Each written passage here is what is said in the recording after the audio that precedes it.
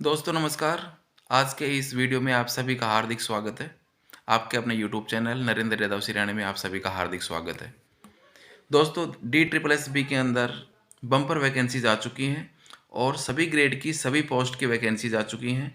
पहले एक दो एडवर्टाइजमेंट आए थे जिसके अंदर अपने नॉन टीचिंग की आई थी, पीआरटी की आई थी, फिर पीजीटी की आई थी और अभी लेटेस्ट जो एडवर्टाइजमेंट आया है उसके अंदर टीजीटी की वैकेंसीज लगभग 5000 प्लस वैकेंसीज आई हैं। तो टोटल मिला के लगभग 9-10 हज़ार के आसपास वैकेंसीज डी ट्रिपल एस भी निकाल चुका है। बहुत ही शानदार अवसर है। मैं बार बार बहुत शानदार अवसर क्यों कहता हूँ, वो आज के इस वीडियो में आपको पता चलेगा कि किस प्रकार से इसमें कॉम्पिटिशन कम है, कॉम्पिटिशन कम क्यों है, किस रणनीति के तहत हम डी ट्रिपल एस बी के एग्ज़ाम को फाइट कर सकते हैं और क्या क्या इसके अंदर भाई अपन अच्छा कर सकते हैं किस प्रकार से, और राजस्थान की भर्तियों से ये किस प्रकार से कम कॉम्पिटिशन है इसके अंदर। तो इन सारी चीज़ों के ऊपर हम चर्चा करेंगे, क्या इसके अंदर योग्यता है, इन सारी चीज़ों के ऊपर आज के इस वीडियो के अंदर हम चर्चा करने वाले हैं। सबसे पहले हम बात करते हैं किस किस पोस्ट की वैकेंसीज आई हैं। तो अगर अपनी टीचिंग पोस्ट की बात की जाए तो उसके अंदर पीआरटी और पीजीटी और टीजीटी तीनों पोस्ट के ऊपर वैकेंसीज आ चुकी हैं। और टीजीटी के अंदर हालांकि पीजीटी पीआरटी के अंदर अच्छी वैकेंसीज उसके अंदर आई है, पीजीटी के अंदर थोड़ी वैकेंसीज कम है, जबकि टीजीटी के अंदर अच्छी खासी संख्या में वैकेंसीज आई हैं। और बात करें संस्कृत मेल, मैथ की, इंग्लिश की, इनकी बहुत अच्छी वैकेंसीज आई हैं। एसएसटी की भी ठीक वैकेंसीज आई हैं। इन सारी चीज़ों की जानकारी अपने टेलीग्राम ग्रुप के ऊपर मिल जाएगी, मैंने पोस्ट शेयर की थी उसके ऊपर। तो वैकेंसीज कितनी है वो सारी जानकारी वहाँ से मिल जाएगी। अच्छी खासी संख्या में पोस्ट आई है। अब यहाँ पर पहली जो अपनी जानकारी जो बच्चे चाह रहे हैं वो ये है कि इसके अंदर पात्र कौन है। तो इसके अंदर दो चीज़ें हैं, बीएड प्लस में सीटेट। सीटेट क्लियर होना अनिवार्य है और ऐसा नहीं अपीयर वाला ऐसा कोई सिस्टम नहीं है। हालांकि अभी ये जो 21 जनवरी का जो एग्ज़ाम होना है इसका रिजल्ट शायद आ जाएगा इसके लास्ट डेट से पहले। तो इसमें अगर कोई क्लियर कर लेता है सीटेट को तो वो फॉर्म भरने के लिए पात्र हो जाएगा, उनके लिए कोई टेंशन वाली बात नहीं है। लेकिन किसी ने सीटेट का फॉर्म ही नहीं डाला अभी तक तो उनका कुछ नहीं हो सकता, क्योंकि पिछले एक साल से डी ट्रिपल एस बी की वैकेंसीज की चर्चा चल रही है कि वैकेंसीज आएंगी, अच्छी खासी संख्या में आएंगी। तो जो जागरूक बच्चे थे वो अपना सीटेट क्लियर करके बैठे हैं। जिनका बाई चांस नहीं हुआ पिछली बार वो फॉर्म अप्लाई कर रखा है, अब की बार हो जाएगा तो वो पात्र हो जाएंगे फॉर्म भरने के लिए। तो पहली बात तो ये कि बीएड प्लस में सीटेट। लेकिन एक दो चीज़ की बाध्यता, दो चीज़ अपने को बहुत बारीकी चीज़ है जिनको समझना जरूरी है। एक तो ये कि डी ट्रिपल एस बी है वो स्पेशल सामाजिक के अंदर सब्जेक्ट कॉम्बिनेशन बहुत ज़रूरी है। तो पूरी एडवर्टाइजमेंट पढ़ना, उसके अंदर जैसे हिस्ट्री या ज्योग्राफी दो सब्जेक्ट होने जरूरी हैं। यानी ऐसा नहीं है कि जैसे अपने राजस्थान में है कि 7-8 सब्जेक्ट में से कोई भी दो सब्जेक्ट हो चल जाएगा, नहीं। उसके अंदर कुछ सब्जेक्ट ऐसे हैं कि उनमें से वो सब्जेक्ट होने ही जरूरी हैं। तो ये चीज़ ज़रूर देख लेना फॉर्म भरते टाइम। कभी भाई अपन ये सोचें कि अपन तो एसएसटी के अपने पास कोई भी सब्जेक्ट है चल जाएगा, नहीं। एडवर्टाइजमेंट में आपको जो विस्तृत विज्ञापन है उसके अंदर अपने आप को साफ साफ लिखा हुआ मिलेगा कि एसएसटी में ये सब्जेक्ट होने ज़्यादा ज़रूरी है। तो मेन रूप से तो हिस्ट्री, ज्योग्राफी, पॉलिटिकल और 2-4 सब्जेक्ट हो रहे हैं, इनमें से अपने पास 3 सब्जेक्ट होने ज़्यादा ज़रूरी है। दूसरी बात आती है सीटेट के अंदर कितने मार्क्स होने चाहिए, 55% या 60% होने चाहिए, यानी 82-3 पे क्लियर माना जाएगा या फिर 90 मार्क्स के ऊपर सीटेट क्लियर माना जाएगा। तो ये आप बिल्कुल क्लियर कर लो। देखो, जो आरक्षण की व्यवस्था है ना वो दिल्ली में अलग टाइप से है। दिल्ली के अंदर जर्नल वाले जो भी हैं, दिल्ली की जर्नल हो या बाहर की जर्नल हो, उनको 60% मार्क्स सीटेट में होने चाहिए, यानी कि 90 मार्क्स होने चाहिए। ठीक है। ओबीसी है, ओबीसी में दिल्ली की ओबीसी केवल शामिल है। तो जो अपने जो इंडिया लेवल के जो ओबीसी वर्ग है उसको आरक्षण का फ़ायदा नहीं मिलेगा। तो सीधी सी बात है, उनको सीटेट के अंदर भी 55% पे जिन्होंने ओबीसी वालों ने क्लियर कर रखा है वो मान्य नहीं होगा। 60% मार्क्स ओबीसी के कैंडिडेट को लाने सीटेट में ज़रूरी हैं। अगर 90 मार्क्स से ऊपर ओबीसी के कैंडिडेट के मार्क्स आ रहे हैं तो ही वो डी ट्रिपल एस बी की वैकेंसीज के अंदर फॉर्म अप्लाई कर सकता है। जबकि जो एससी और एसटी का जो आरक्षण है वो इंडिया लेवल का आरक्षण है। तो एससी एसटी वर्ग के जो कैंडिडेट हैं वो 55% अगर उनके सीटेट में हैं तो वो फॉर्म अप्लाई कर सकते हैं, उनके लिए कोई प्रॉब्लम नहीं है। ये तो बात हो गई सीटेट में कितने मार्क्स होने चाहिए। अब बात करते हैं कि इसमें कॉम्पिटिशन कम मैं बार बार क्यों बताता हूँ। देखो, 2-3 कारण है। एक तो सीटेट, बहुत सारे अभ्यर्थी हैं वो सीटेट पे ध्यान ही नहीं देते, 1-2 बार दे देते हैं, फॉर्म भर लेते हैं, क्लियर नहीं हुआ, 60% मार्क्स नहीं आए, छोड़ देते हैं।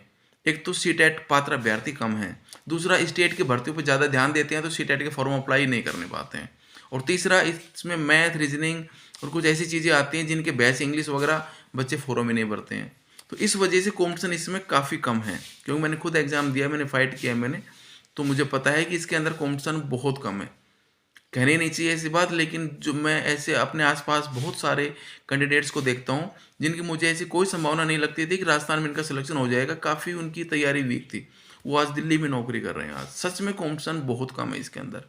तो जिन साथियों का सीटेट क्लियर हो रहा है, बीएड है, वो मेरे हिसाब से तो इससे गोल्डन अपॉर्चुनिटी आपके पास में कोई नहीं आ सकती। आप आंख बंद करके इसके तैयारी के ऊपर जुट जाइए, स्टेट की तैयारी को छोड़ के। इतना गोल्डन अवसर कभी भी नहीं आएगा आपके पास में। पिछली बार की भर्तियों में सीट खाली गई है, सीट खाली क्यों गई उसका कारण मैं आपको बताता हूँ। अब हम बात करते हैं कि इसमें पासिंग मार्क कितने होने चाहिए। इसमें 2 पेपर होते हैं, पेपर फर्स्ट और पेपर सेकेंड। जो पेपर फर्स्ट है अपना, उस पेपर फर्स्ट के अंदर 20-20 नंबर के 5 पार्ट आते हैं, और टोटल 100 नंबर का ही एक पेपर माना जाता है। देखो दोनों पेपर एक साथ होते हैं, एक ही दिन होंगे और एक साथ ही लगातार ही चलेंगे। पहले फर्स्ट पेपर होगा, उसके बाद में सेकंड पेपर होगा, दोनों का टाइम भी एक साथ ही होता है। ऐसा भी नहीं है कि दोनों को अलग अलग टाइम मिलता है, एक साथ ही टाइम मिलता है। पहले जो फर्स्ट पेपर जिसको हम बोल रहे हैं 20-20 नंबर के 5 पार्ट, पहले वो पार्ट आएंगे ऑनलाइन, फिर उसके बाद में जो अपना सब्जेक्ट वाला जो पार्ट है वो स्टार्ट हो जाएगा हाथ के हाथ स्क्रीन के ऊपर। तो एक साथ ही पेपर होगा ये। फर्स्ट सेकंड पार्ट इसलिए बांट दिया है कि दोनों पेपर के अंदर अपने को क्वालिफाइंग मार्क्स है 40%, वो अपने को लेने जरूरी हैं। तो फर्स्ट पेपर है इसका 20-20 नंबर के जो पार्ट है ना, जैसे 5 पार्ट आएंगे फर्स्ट पेपर में 20-20 नंबर के, एक मैथ का, एक रीजनिंग का, एक सामान्य हिंदी, एक सामान्य अंग्रेजी और एक सामान्य ज्ञान। तो ऐसा नहीं है कि हर 20 नंबर वाले पार्ट में आपको 40% लेने हैं, नहीं। टोटल 100 में से 20-20 नंबर के 5 पार्ट हो गए, टोटल 100 में से आपको 40% मार्क्स लेने हैं। ये बहुत आसान है। अगर हर पार्ट में अलग अलग होता तो बहुत टफ पड़ता, हो सकता है किसी को इंग्लिश बिल्कुल नहीं आती हो तो वो इंग्लिश में रह जाए, ऐसा कुछ भी नहीं है यहाँ पे। टोटल 100 में से 40% मार्क्स लेने हैं। किन को लेने हैं 40%? 40% लेने हैं जर्नल और केवल जर्नल वालों को, जबकि जो दिल्ली के ओबीसी वाले हैं जिनको आरक्षण मिल रहा है वो, और SC ST वर्ग को 35% मार्क्स के ऊपर उनका क्वालिफाई माना जाता है। तो एक तो इस बाध्यता की वजह से पिछली बार बहुत सारे बच्चे डिस्क्वालीफाई हो गए, क्योंकि उनको फर्स्ट पेपर के अंदर या सेकंड पेपर के अंदर 40% मार्क्स उनके नहीं आने पाए इस वजह से। और ज़्यादा कॉम्पिटिशन होता है इसके अंदर, वो भी जर्नल और ओबीसी में ही है, सॉरी जनरल में है, क्योंकि जनरल में जनरल कैटेगरी, साथ में जो दिल्ली से बाहर के जितने भी ओबीसी वर्ग है और सबसे ज़्यादा भीड़ ओबीसी की होती है, वो सारा जनरल में जाता है, क्योंकि केवल दिल्ली के ओबीसी को ओबीसी का केवल आरक्षण मिल रहा है। तो इस वजह से जर्नल के अंदर बहुत भारी कॉम्पिटिशन, इतना भारी कॉम्पिटिशन नहीं, बाहर की बजाय तो अब भी कम है, जबकि SC ST की बजाय, ओबीसी की बजाय जनरल में कॉम्पिटिशन थोड़ा सा टफ था। और क्योंकि 40% मार्क्स चाहिए वहाँ पे, ये कॉम्पिटिशन, और वो कॉम्पिटिशन है केवल 40% वाला। 40% वाले जिसने क्लियर कर लिया तो ज़्यादा सब्जेक्ट के अंदर उनका सिलेक्शन भी हो गया। कुछ एक सब्जेक्ट है जिसमें कट ऑफ थोड़ी ज़्यादा गई थी, बाकी तो 40% के आसपास ही कट ऑफ गई थी और सीटें खाली रह गई थी पिछली बार। तो इस बात को ध्यान में रखते हुए आप जी जान के साथ तैयारी कर सकते हो। अब थोड़ी सी हम बात करते हैं कि इसके अंदर अपनी रणनीति क्या होनी चाहिए।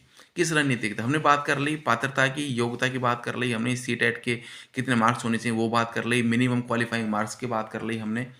पेपर ऑनलाइन मोड पे होगा, पेपर के लिए आपको तैयारी के लिए टाइम नहीं मिलेगा, ये मैं अभी बता रहा हूँ, क्योंकि जैसे 1 महीने का फॉर्म भरने का टाइम है, हाथ के हाथ महीने 1.5 महीने बाद ये एग्जाम DSSS भी करवा लेता है, ज़्यादा टाइम देता नहीं है DSSS भी। तो कभी आप सोचो 5-7 महीने का टाइम मिल जाएगा, इतना टाइम नहीं मिलेगा, आज से तैयारी के लगना पड़ेगा। अब बात करते हैं रणनीति, सिलेक्शन रणनीति की, कि कुछ मैं आपको ऐसी बातें बताऊं कि भाई किस आधार पे अपने को तैयारी करनी है।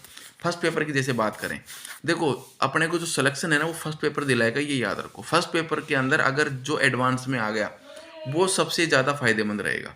अगर फर्स्ट पेपर के अंदर हम पिछड़ गए, हम ये सोचे हमने सब्जेक्ट में अच्छा कर लेंगे, सब्जेक्ट इस स्तर का आता है, थोड़ा टफ स्तर का आता है, क्योंकि उसके अंदर कुछ भी मतलब फिक्स नहीं होता है कि सिलेबस में क्या आएगा।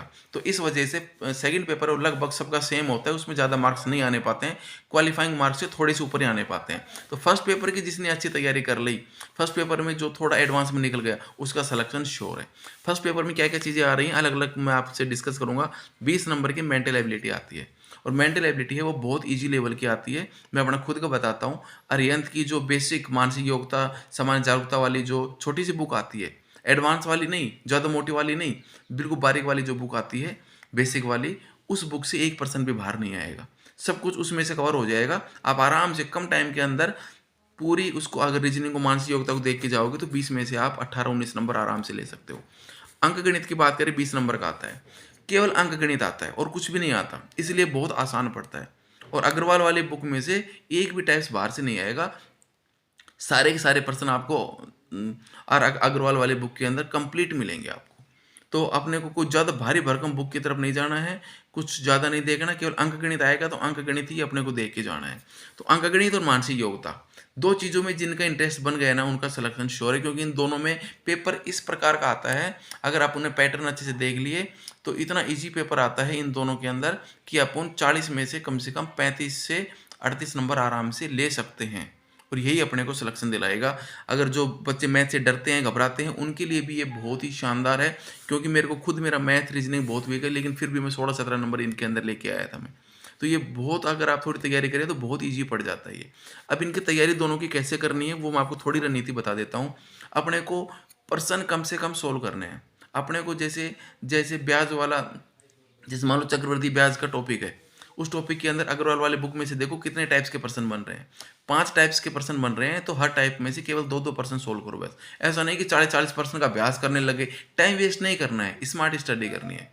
टाइप सारे देखने हैं और हर टाइप के 2-2 प्रश्न सोल्व करने हैं। अब 2 करोगे 40 करोगे तो कोई फर्क नहीं पड़ता उसके अंदर। तो सारे टाइप सारे देखो और उनके 2-2 3-3 प्रश्न हल करते हुए जल्दी से जल्दी सिलेबस को बार बार रिवाइज करो। ये सबसे अच्छा तरीका है मेंटल एबिलिटी में भी और इसमें अंकगणित में भी। तो 20-20 नंबर के 2 पार्ट हो गए। तीसरा पार्ट हो गया सामान्य हिंदी का। वो किसी भी जर्नल आप ग्रामर की बुक में से आप कवर कर लो, कुछ भी बाहर से नहीं आएगा, सब कुछ उसमें से कवर हो जाएगा। समझ पर आधारित हिंदी का व्याकरण आता है, कुछ ज़्यादा टफ नहीं आता है। तो ये 3 पार्ट अपने को बहुत अच्छे से करने हैं। ये 3 पार्ट ही अपने को 60 नंबर हैं। इन 60 में से ही अपने को 50 प्लस का स्कोर इन तीनों में ही करना है। क्यों? क्योंकि सामान्य ज्ञान वाला जो 20 नंबर का जो पार्ट आता है उसमें बहुत सारी चीज़ें आती हैं। उसके अंदर क्या क्या चीज़ें आती हैं वो मैं आपको बता देता हूँ अभी। हिस्ट्री के क्वेश्चन आएंगे 2-3, पॉलिटिकल के आएंगे, ज्योग्राफी के आएंगे, अपने फिल्मी दुनिया से भी आएंगे, फिल्म जगत से भी आएंगे, खेल जगत से भी आएंगे, जो सामान्य जो पारंपरिक जीके है सबसे बड़ा छोटा वगैरह, इनमें से भी प्रश्न आएंगे, कंप्यूटर कुछ साइंस से संबंधित, और जैसे अपने जो सामान्य जीके है ना, अपने जैसे वेशभूषा, खान पान, रहन सहन, विभिन्न राज्यों का, ऐसे टाइप के प्रश्न आएंगे टोटल। तो कोई भी बच्चा इस पार्ट को बहुत शानदार नहीं कर सकता है।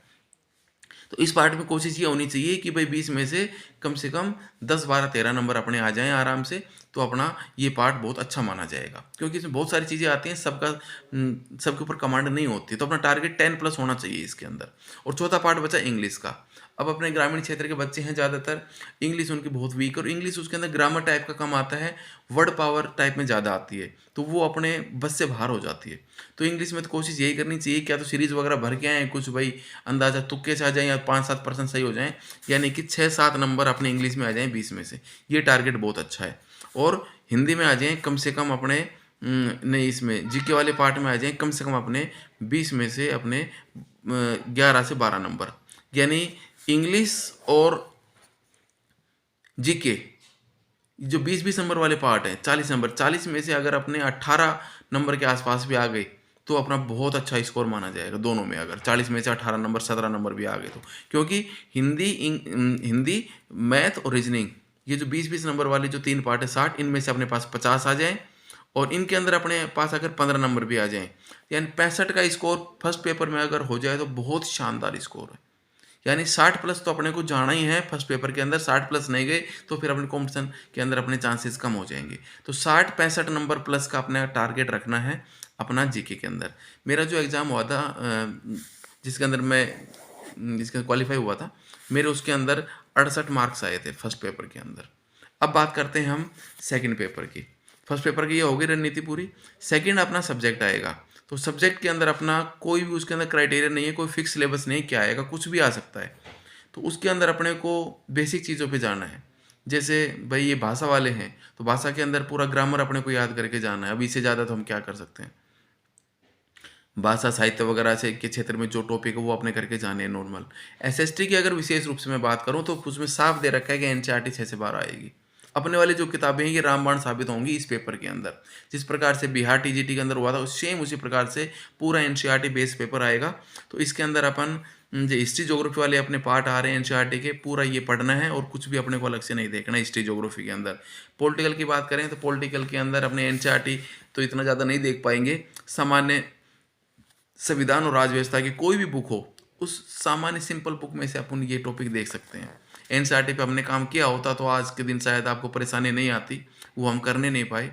तो अगर आप चाहो तो जैसे समानता, स्वतंत्रता, न्याय वगैरह के टॉपिक हैं अपने 6 से 10 तक, इन टॉपिक्स को आप देख सकते हो। थोड़ा सा एनसीईआरटी बुक्स में से थोड़ा सा फ़ायदा मिलेगा। रही बात इकोनॉमिक्स की, इकोनॉमिक्स 9th और 10th का देख के जाओ आप बस। 9th और 10th में जो इकोनॉमिक्स जो चल रही है आप केवल वो देख के जाओ, उसमें से ही आपका लगभग आपका पूरा इकोनॉमिक्स के जितने क्वेश्चन आएंगे वो क्लियर हो जाएंगे।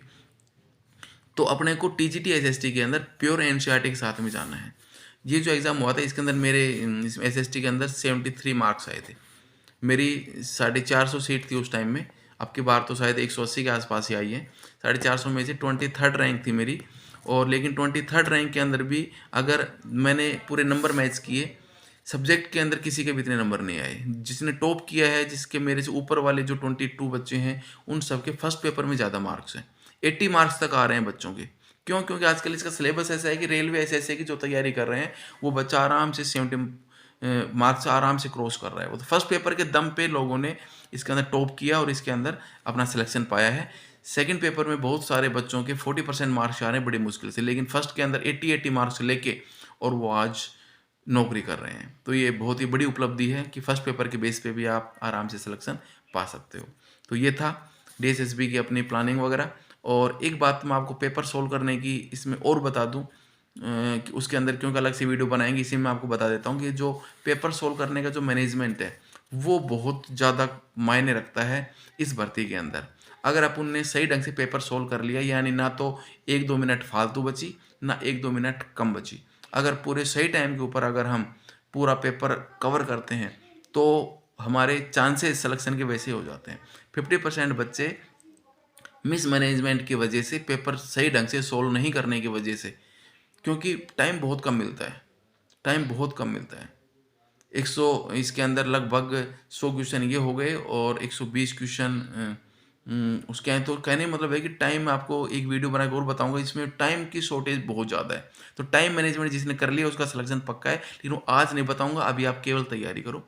जब भर्ती आएगी उससे पहले 10-15 दिन, 20 दिन पहले, जब एग्ज़ाम होगा, सॉरी, उससे 10-15-20 दिन पहले पूरी रणनीति शेयर करूंगा। आपका आधा सिलेक्शन तो टाइम मैनेजमेंट की जो रणनीति शेयर करूंगा उसके साथ ही आपका सिलेक्शन हो जाएगा। आप सभी साथी इस वीडियो को देखो और इससे जो जितना फ़ायदा मिल सके वो मेरे लिए बहुत ही सुखद अनुभव रहेगा कि भाई मैंने अपनी अपनी रणनीति आपके साथ शेयर की। और अभी सभी साथी अच्छे से तैयारी में जुट जाइए। जय हिंद।